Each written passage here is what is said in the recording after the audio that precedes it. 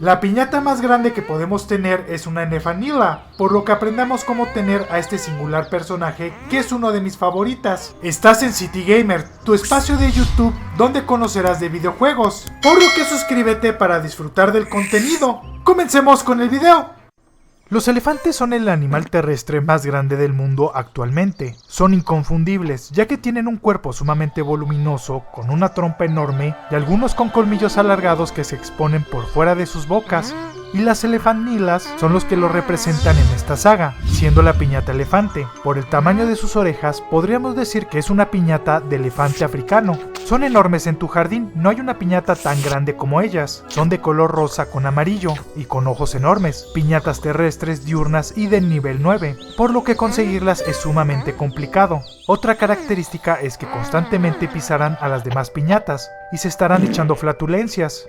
Para comenzar sus requisitos, te recomiendo iniciar un nuevo jardín, ya que es muy latosa y fácilmente se distrae con cosas que hay en tu santuario principal. No te preocupes, una vez obtenida, la podrás conseguir para este. Sus requisitos son diferentes en ambos juegos, y en Trouble in the Paradise necesitamos un paso más para que visite nuestro jardín. Sus requisitos para que aparezcan en el juego clásico es muy sencillo, solo debes de llegar al nivel 36 de jardinería, con eso ya se activará su animación y comenzará a aparecer en las periferias de tu jardín. Mientras que en la secuela cambia totalmente, requieres de tener un árbol de plátano, una palmera la cual se puede sembrar en la arena y una planta de chile. Este es más difícil de mantener, ya que el ser una verdura, esto en el juego ya que en la vida real es un fruto, al poco tiempo el chile que produce madurará y caerá al suelo, por lo que ya no nos sirve, ya que tiene que ser la planta sembrada, activando su animación. Pero oh sorpresa, su camino es interrumpido y necesitamos desbloquear su paso y pueda visitar la periferia del jardín. Eso lo logras al tener 5 salamangos, la piñata salamandra. Con eso abrirán paso y ya la podemos ver. Sus requisitos de visita en el primer juego es tener 16 frutas, ya sean moras, mazorcas de maíz, grosella o cacahuate. Tienes que tener 16 de un solo tipo, esto incentivará a que entre. Aquí otro consejo, estas frutas deben de ser comidas para volverlas residentes. Para ser más preciso, 4 de cada una de las mencionadas, por lo que coloca 20 de un solo tipo. Permite que entre y coma las que pueda en el tiempo que esté.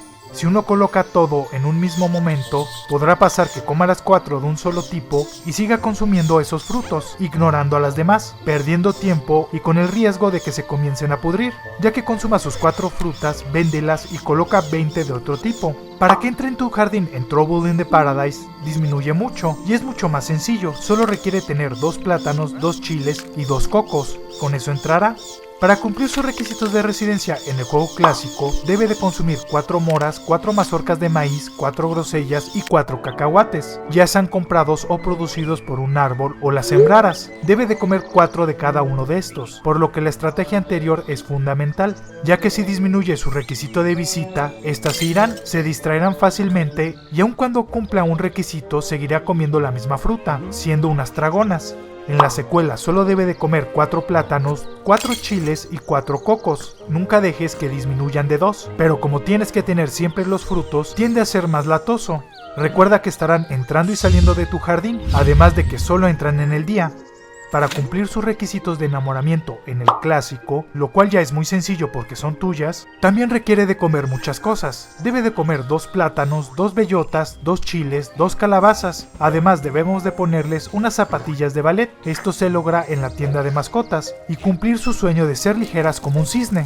Por lo último debemos de construir su casa, mientras que en Trouble in the Paradise debe de consumir 3 gemas, 3 bellotas y 3 guisantes. Los últimos son nuevos en la secuela, ponerle sus zapatillas de ballet, lo cual se hace de la misma forma y construir su casa. Esta es muy especial, cuesta unas 2.475 monedas de chocolate, bastante cara y tarda unos 90 segundos en hacerse. Tiene forma de palacio de sultán, una estructura icónica de la cultura musulmana, una referencia de que hay elefantes en Asia.